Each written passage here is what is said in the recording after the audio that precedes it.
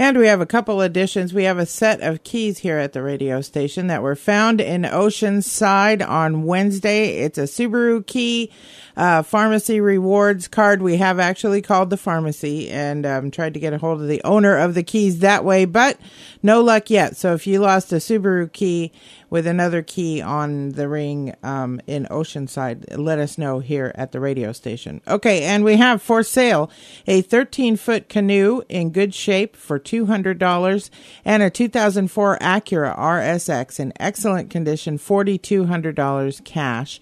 812-6374, 503-812-6374 is the telephone number for both of those things. And it is now finally time for Tillamook Today. They've been waiting patiently in there. Good morning, Stacie. Hi there. I was giggling because I was kind of peeking at the clock here for a minute and looking at it. 5 or 6 minutes go by and I'm like, it's the biggest cliffhanger. People are on the edge of their seats waiting for Tillamook Today. Right. I like to think it's because I'm here, but who knows? So this is Stacie Zuercher. I'm with Northwest Senior and Disability Services, and they let me come back again. So welcome. I'm here to welcome Rea Scoville and Terra Marzano. Rea is a retired psychologist and has been living here in Tillamook for the last 3 years, I believe. And Terra is our social worker at the Rinehart Clinic. Good morning, ladies. Thank you for being here. Thanks for having us. This is great. So this is, we, of course, are here to talk about the Year of Health and See, there I go. I told you already. I'm screwing it up. For the Year of Health and Wellness. And this month's topic is mental fitness, mental health challenges and issues, and health in general. And so that's why we're here. Is we've got a couple of local experts, and I'm going to hopefully get to tap into some of your field a little bit to hear about what you do on a day-to-day basis and your thoughts and expertise, as I said. So yeah, it's very exciting. So Rea, we'll start with you. You, like I said, are a retired psychologist. You've submerged yourself in Tillamook County's Year of Health and Wellness, and it's very exciting. It's an exciting time. It is very much. And submerge is a really good word for it. Yeah. So Rea kind of, as many of you may know, the Year of Health and Wellness kind of identified some different topics: physical fitness and education series, nutrition, smoking cessations, things like that. And so when Rea came on board, she's taking the mental health piece and running with it to bring some really neat resources to the community. And so Rea has a lot of experience with studying the brain and how our brain impacts our behavior. So let me get into your brain a little bit, Rea. Tell us what you think. Go for it. Okay, so I think I want to start where I started with this. I was going into graduate school. I had gone through a difficult divorce, and I was not mentally fit. I was not having mental health. I was panicky and things. So here I am going to a graduate program to become a counseling psychologist, to do therapy, and I'm having panic attacks and I can't sleep. And back in the early 70s, people didn't know about these things. So from at that point, I discovered enough about what was going on so that I could use it every day. And the first maxim I had posters up around the house, and they were simple. And one of them, a phrase I coined was divide and conquer. Mm-hmm. And that I meant is divide my brain and conquer it. And so I thought, all right, what I need to do is I need to keep the grown-up part of my brain, the part that evolved last, in charge. Mm-hmm. And I need to have those other parts that always want to take me into what they call fight or flight, which is also called stress, stressful reactions, heart racing, panic attacks, shakiness, cloudy-mindedness, knot in your stomach, tension anywhere, feeling of exhaustion, all those things. I didn't need those. They weren't going to help me finish a paper. So you're teasing out the thinking versus the feeling. That's right. Mm-hmm. Yes, I love it. That's so. I was doing that daily, hourly, monitoring that just not to have panic attacks. Mm-hmm. And so I learned so much from that. I did overcome them, but when I was working with my clients who were going through those things, then I had an opportunity to share with them how to do it step by step. And so that's what I still like to preach to people is, you can actually do a lot on your own if you just keep an eye on those physical reactions. The mind-body connection is very, very real. And it's interesting, brain science has just exploded in the last 15 years. It has. And so you're talking about, you've been studying this that's a long time. Yeah. So tell me about, you're talking about the different parts of your brain and how they kind of lead the way for these different emotions versus thinking and judgment and things like that. That's right. So what happens is the executive brain, or the frontal lobe, as Neil Nedley calls it, is the part that evolved latest. And so it's the part that human beings have that's much, much larger than any other mammals. And it manages what's happening inside if you have good self-care. If you have good self-care, then it's able to stay in charge and not get overwhelmed by whatever's happening outside and whatever's happening inside. Some critical thinking required in that, and really taking a step back and thinking about, okay, this is what's happening in the moment, and evaluating and things That's like right. that. It's very interesting. Okay, so then you have this emotional piece, which is, we want to take care of that a little bit too. Okay. Right. That's right. So if you can keep your frontal lobe from being overwhelmed, it's a vicious circle, really, or a positive, and depending on where you start. If you have all these emotions happening because you lost your keys, because maybe something else, you're real worried sick about a child that you have, or a job you might lose, those things, those take energy and they create a level of stress that creates brain chemistry that has a tendency to overwhelm that frontal lobe that's supposed to be in charge. And so then this critical thinking you're talking about isn't possible. And I'm sure we've all had many, many times where we just don't feel like we can figure out the right thing to do. Even a simple thing like which cupboard to go into to find the toaster. Sure. Times. Sure. It's exhausting. And that's an example of when that's happening. And so how do we dial that back? Well, one technique I discovered, and it's really proven out, is breathing out. Just breathe out. And so my dear friend Daryl Ann Dodge, who's doing the self-care workshop with me, always has taught that you pretend you're blowing a very large bubble. And you just, like a kid with their bubbles, and you just... Okay. As long as you can. I didn't think of that when I thought of swimming the whole length of a pool, which I, by the way, can't do. Well, but hey, you can if you're just imagining it. I can do all kinds of things if I'm just sitting on the couch. And that's what I would do. And it turns out you can do that anytime, and it's calming. Yeah. And it also helps improve your brain chemistry. It so you don't seems have so as much simple because stress. you're saying go to your happy place, right? And will you explain? Your calm place. Yeah, explain fight or flight, because we're talking a little bit about that stress reaction. That's right. In the moment, and I'd love to hear about that. Okay, so fight or flight was a term that kind of says what it is. It's a reaction to stress that really goes back to what's believed to be our earlier times of evolving, when there were tigers and dinosaurs and volcanoes all around. Anyway, that our brain evolved at a time when we were at physical risk for dying all the time. Today, that's not true. Today, there are places where that's true, but not right here in Tillamook County. Sure. And so our brain still reacts to smaller things as though they're life or death. And so if you think about fight or flight, what that means is that, physically, if your body's getting ready, what's happening is that your muscles and everything else are getting ready to take you away from the situation. Suicide is the ultimate flight. Sure. Which we're going to talk about some prevention, as I understand it. Or we can talk about that. Sure. Anyway, sure. so if it's all part of mental health and mental fitness. So, we're doing a lot to try to stop people at that point, but we want to catch them way earlier, partly so they just don't suffer so much along the way. So that's a flight reaction. So is just tuning out. There are little ones and there are big ones. It's really good if your executive brain notices when you're doing this early, so it can choose. Do I really need to leave the situation?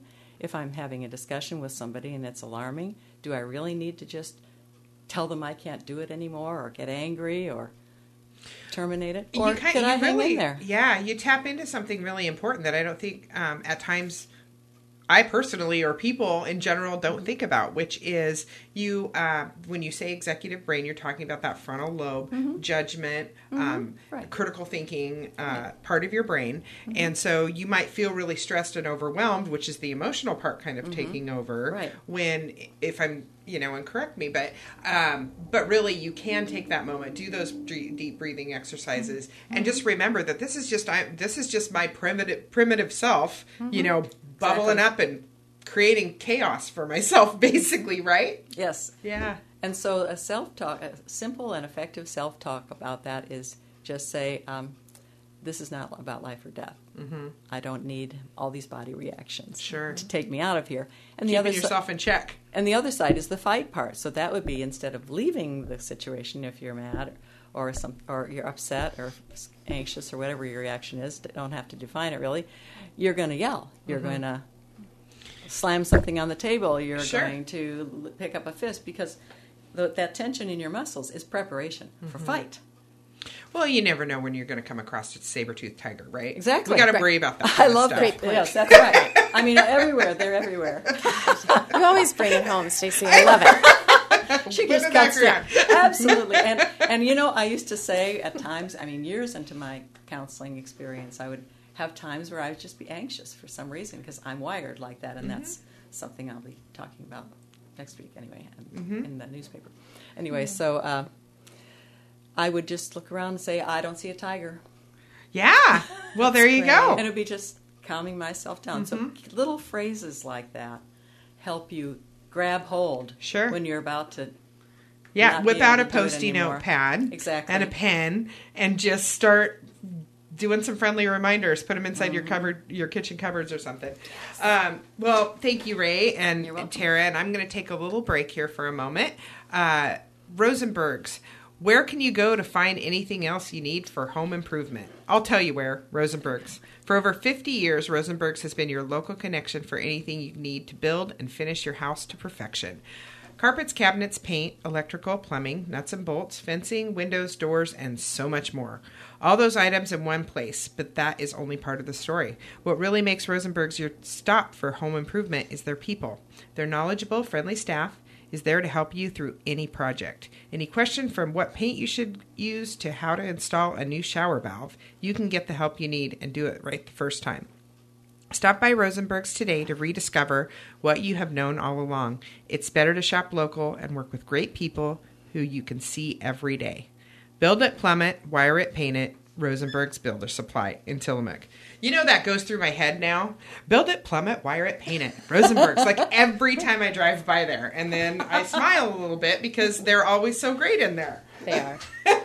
That's one of those key phrases. Yes, exactly. Put that on a postie, huh? Again, this is Stacie with Northwest Senior and Disability Services, and I have the pleasure of being here today with Rea Scoville and Terra Marzano, and we're talking about the Year of Health and Wellness and mental fitness, and because it's Mental Health Awareness Month. So, Terra, I know you're over there chomping at the bit with your. You have so much to say. There's a microphone in front of you, and we're hogging it right now. So we're talking about all these things and how our brain functions, but and we started to talk about a very important word that you hear all the time now, which is self-care. Right. And so, tell us a little bit about your role as a social worker and how you promote self-care and tips that you have, and something I could walk out of here today and be thinking about, just because it's fun. It's fun to take a moment and think about ourselves instead of everybody else for a minute. Yeah. Because it's all about me. Did you see how I looped that back around? Good job. Okay, go.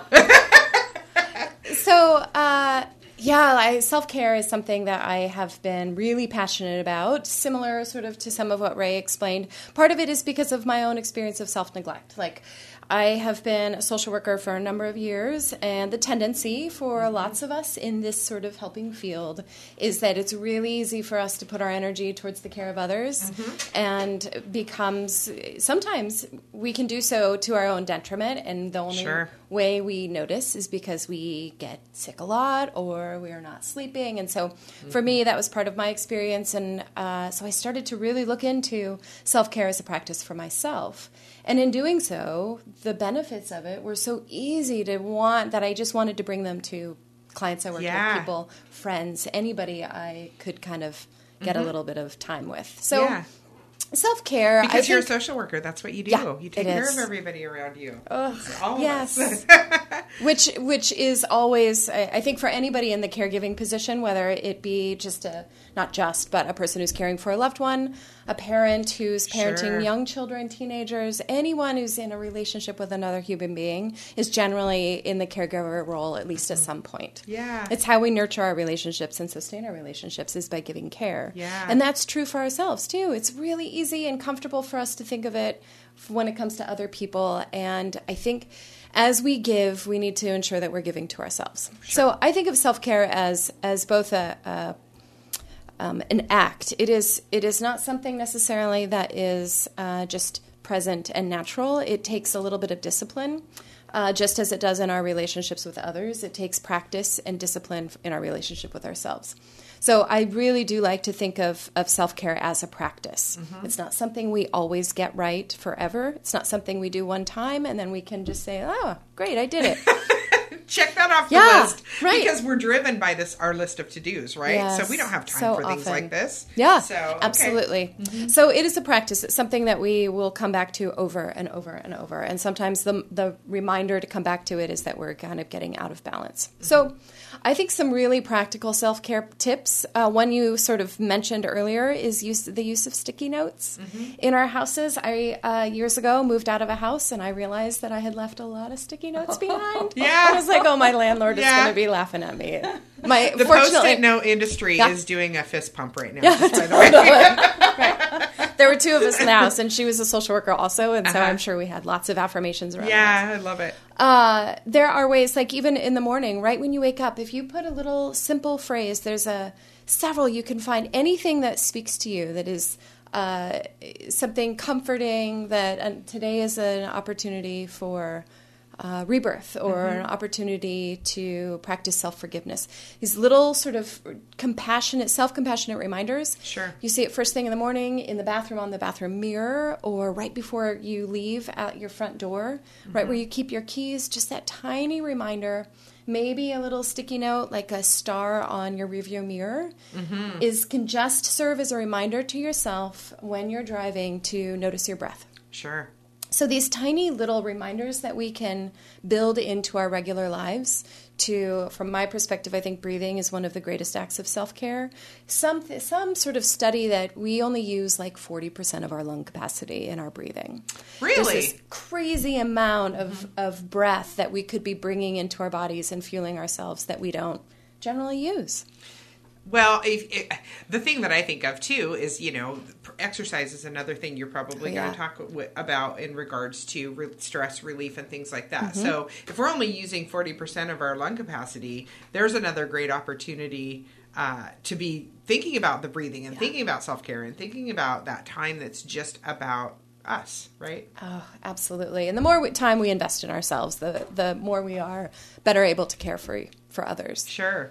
So, physical activity is huge. So whether that be going to a gym and lifting weights or running on a treadmill or walking on the beach or walking in your yard, doing some gardening, even just 10 minutes a day or maybe 10 minutes twice a day or for 2 hours on a Saturday. Yeah. Whatever works for you and is sustainable is a great act of self-care when it comes to physical activity. Yes. Boy, you just nailed it for me. I do the diabetes prevention program, and I have a gal in the class that she said she loves to dance. And so she just figured out that she just takes time every day and she just cranks up the music in her house and she dances, and that's her exercise, and she loves it. Because what we were realizing is that people were coming in week after week, and maybe you've found this in your Living Well classes, is too, where it's, it's hard to change a behavior, and it's really important to find something that you love. So it's not like, I got to go walk on the treadmill for 30 minutes today. I hate it.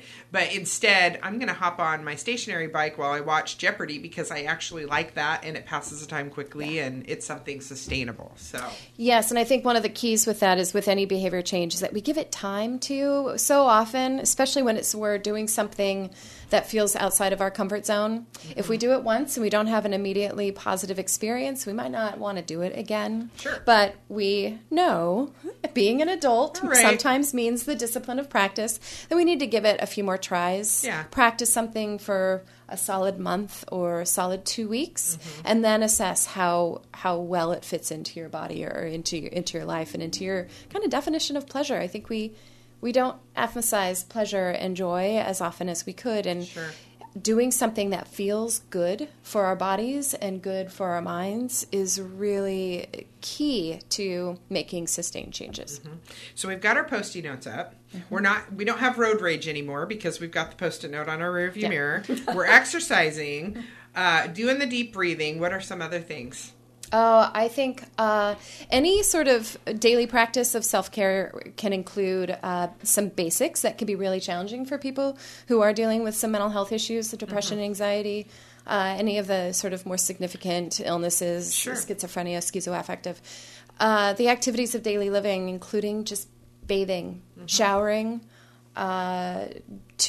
oral health, practicing oral health. Good nutrition. Yeah. Great nutrition is big. Absolutely. Yeah. Going, wearing clothes that you feel good in. They don't have to be new. They don't have to be expensive. But a shirt that you just sort of like because it looks great with your eyes and you feel like giving yourself a little pat on the back. We need power outfits. I know. Everyone needs power outfits for sure. Those kind of really basic things are things that we often don't maybe think of as being such an act of self-compassion, but they actually are. I think things like maintaining relationships, there's a tendency in our community sometimes to be a little bit more on the private side, to kind of, which is great. It's one of the things that draws us to this area is being able to have some privacy. But if you find that you're really disconnected from people, then maybe balancing that by attending one of the local meals, or there's so many activities you're going to be going through. There's so many opportunities to get connected to your community. And then you can go back to being kind of quiet and alone if you want. Or if you are always connected and always out, maybe balancing that with an afternoon at home or an afternoon at the beach by yourself and just spending time in your own company. Sure. And so would it be fair to say if I'm sitting on the couch on a Thursday night, because it always comes back to me sitting on the couch apparently, and there's a Folgers commercial on, and it's the one with the military guy coming home, and everybody starts crying, like, what does that mean? Like, do I have to go, woo, I'm depressed, I need some self-care? So I think your Thursday nights on the couch we need to touch base on this, Stacie. That's a session. I that could mean a lot of different things, honestly. The emotion attached to a commercial. I thought it was funny. Right. I was just being a knucklehead. I think that is really an illustration of empathy. Yeah. It's really about noticing other people's experiences and feeling for them. That's right. If I had a nickel for every time I actually was moved by a commerol, those Polaroid commercials, Nike commercials, thinking moms. It's ridiculous. How about the abandoned and abused animals? Oh, see. Those you just turn the TV off. Yeah, I can't even. I know. And then I always feel guilty if I turn the station. I just bring something by and give it to Marie for the dogs. Exactly. I digress. Okay, well, we'll take a little break here. Sleep is far more crucial to health than you may realize. 25% of Americans report not getting enough sleep at night, and 10% say they suffer from insomnia. A lack of high-quality sleep can cause grogginess and fatigue throughout the day, but it can also lead to serious chronic diseases, including heart disease, stroke, diabetes, and obesity. Some tips for preventing sleep apnea and other sleep disorders include quitting smoking, avoiding alcohol, caffeine, and heavy meals 2 to 3 hours before bed, developing a regular sleep schedule, and keeping the bedroom dark, quiet, and cold. Sleep experts also recommend powering down cell phones, tablets, and the TV in advance of bedtime. Tillamook Regional Medical Center's Sleep Lab is designed with you in mind. To find out more, talk to the experts at Tillamook Regional Medical Center. They are committed to the health and wellness of our community. I think that's great that they have a sleep study there. And we haven't even gotten to sleep. That's another really important part, right? Mm-hmm. Yeah, you can't keep your executive brain in charge without enough sleep. In fact, they've done studies with normal students in school and deprived them of sleep about 2 or 3 nights, and they all start having psychotic ideation.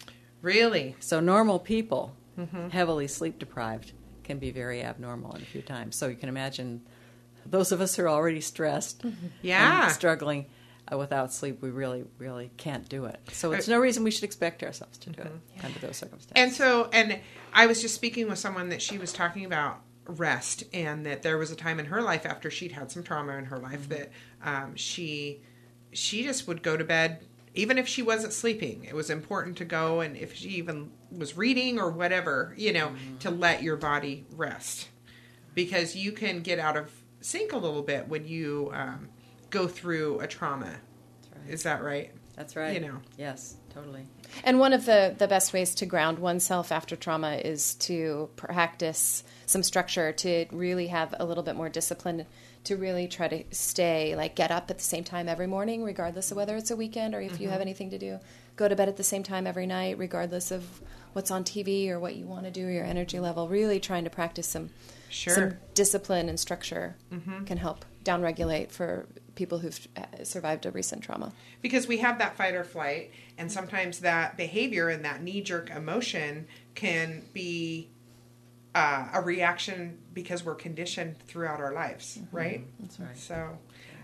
So Ray, you are getting ready to do a workshop. There's going to be a few of them, and I know that this is going to be on the Health Matters, Tillamook County HealthMatters.org website, as well as your website, mentalfitnessformula.com. But tell us about this mental fitness stress-busting class that you're going to do. It's very exciting. Okay, so our stress-busting mental fitness self-care class includes some of the things that Terra was talking about, and we're relating the brain stuff to the self-care stuff to the how to manage stress stuff, and pulling it all together in a 2-part workshop, 1.5 hours one week and 1.5 hours the other. We're going to give an assignment between those for people to try practicing some of these things like the breathing that Daryl Ann will talk about, and just have people do a little workbook for themselves. So we'll have them fill things out, and then we'll talk about it, because it's been shown that you get more, each person gets more if they actually have a moment to think about themselves and not just always be dealing with the group. So we're going to do that. Neat. And Terra, I know, so the mental health classes are going to be here in Mid-County and South County. Right. You can call the station, you can call me at Northwest Senior and Disability Services, or check out the mentalfitnessformula.com website, or the Tillamook County Matters. My website doesn't have that particular workshop on it, but our website does. And also that Headlight Herald will have them in next week. And then Terra's doing the Living Well classes in North County. We're covering it from all the way up the coast. But tell us about the Living Well and how that's going. Oh, it's so awesome. Yeah? Yes, it's so fun. This is, I think, our 4th Living Well with Chronic Conditions. It's free to anyone in the community. We offer it through the North County Rec District and CRD, which is they are such a great resource in North County. I will just sort of plug them. They have a swimming pool that is heated to 85 degrees. They offer pool yoga classes for adults who have chronic health conditions, including pains and injury. It's a really great environment for finding some physical activity and movement without any stress on the joints. Neat. And that the Living Well classes we partnered together. Yes, Northwest Senior and Disability Services and the Rinehart Clinic. And if you live in a different part of the county, it's also provided through Adventist Hospital. So Northwest Senior and Disability Services, of course, can give you some good information about that, or you can call Terra at the Rinehart Clinic. Yes. And some other quick updates. I've got all, as usual, there's more to do here. You can fill up your social calendar in Tillamook County at the drop of a hat. So we have one of the Living Well with Chronic Conditions. There's a new one starting here in Mid-County next Wednesday, June 1st, and you can call me at 503-815-2062, 815-2062 if you'd like more information about that, or call the station. They'll give you the phone number. We have the Alzheimer's Association is coming next week on Wednesday to talk about dementia here in Tillamook, and that'll be from 12:30 to 3:30. So when we're talking about stress, that's a really good example. That self-care for a caregiver is hugely important. Absolutely. I've got win a door prize like a Portland Family Fun card at the community dinner Monday, May 16th from 5 to 8 at Twin Rocks Friends Camp. Your choice of meatball or chicken with mushroom marinara in an Alfredo sauce. So, this is to send the Neocati students to a national competition. So it's a pick a pasta and sauce bar. So that's fun. The pancake breakfast through the Swiss Hall, that is on Sunday morning, 8 a.m. And then we've got some other things going on. We've got the happy birthday to Kevin Peterson. Reminder that our sponsors today were Rosenberg Builder Supply and Tillamook Regional Medical Center. And Monday, Joy and Nancy will be here from the OSU Extension Office for an update on 4-H. We started our cooking class, Nancy and I, and Sue from the hospital yesterday, and it was fantastic. If you want more information about that, you can call us as well. May and June are the months where newborn animals are getting their start in the wild. Help them out by giving them space and leaving them alone. If an animal is injured or truly orphaned, it needs special care. Call Oregon Fish and Wildlife or the state police. Senior meals are noon every weekday at the Kiwanda Center in Pacific City. The cost is $3 for seniors and $6.75 for everyone else. Senior meals are also provided at 11:30 at St. Mary's by the Sea in Rockaway Beach every Monday, Wednesday, and Friday. And attention all Tillamook youth football parents. Sign-ups for our fall season will be Friday, May 20th from 5 to 7 p.m. at the Port of Tillamook Bay batting cages. I didn't know we had batting cages here. We'll talk about it later, but that made me excited. Please pass the word, especially to any potential players who are currently in second grade. The coaching staff will be present to get the kids fitted for the up-and-coming season and answer any questions. That's from 5 to 7 a week from today. And tonight is the 18th annual Trash Art Show Preview Night Party from 5 to 7 at NCRD. That's North County Rec District in Nehalem. Party with the artists, fun night out. First dibs on the art, yummy things to eat and drink, and it's all to support CARTM. Cardum. Tell me what that stands for. Do you know? I don't. Cardum. Maybe it stands for like the best recycle area in all of Oregon. Yeah. So if you can't make it to the opening party, never fear. Tomorrow the show is free and open to the public from 10 to 4 and 10 to 1 on Sunday. I've heard really great things about how cool it is. It's talked about trash to treasure. Tomorrow morning at the Fairgrounds Pavilion, stop by to watch the 4-H horse members at their annual pre-fair. Colt training begins at 9. Showmanship and classes begin at 10. Breakfast and lunch concessions will be available, and admission is free. Come and cheer on the kids who have been working really hard with their horses all year long. And also tomorrow at the Liberty South Prairie Carnival from 4 to 7. Oh, those are the days. Takes me back a little bit. I was a South Prairie dog in the house. Take the family and enjoy this decade-old event. Carnival games, bouncy house, food, and lots of prizes. And I think that about wraps it up. Whew, that's a lot of stuff going on.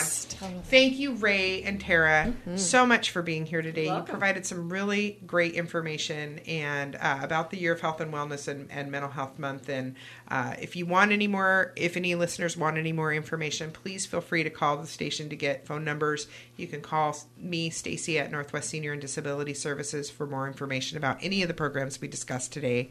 And that phone number is 503-815-2062.